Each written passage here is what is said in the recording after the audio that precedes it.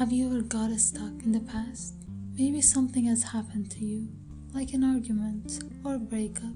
The thought goes in your head over and over again, to a point that you're basically reliving the past. Or did you ever got too worried about future, and you felt stressed or anxious? Maybe you had an important event, like an exam or a date, and your mind was filled with thoughts of what could happen.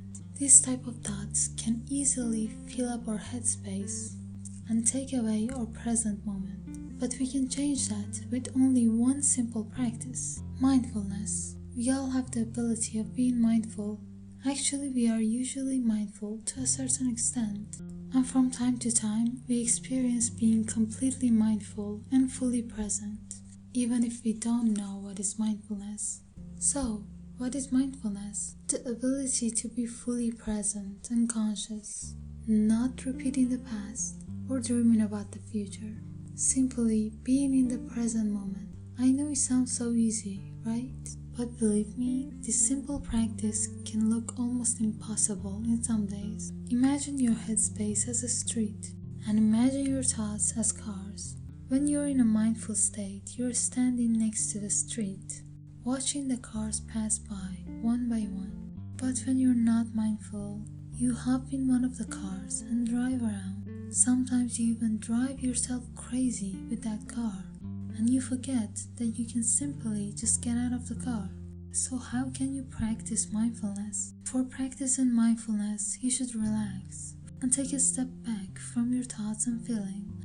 Remember, you are not your thoughts, neither your feelings, and you should not control your thoughts and emotions either. But they shouldn't have the power to control you as well. Try focusing on your sensation, like any part of your body that is touching the surface below. Feel your body, feel your skin. If there's any wind touching your skin, you can also focus on the sounds and smell.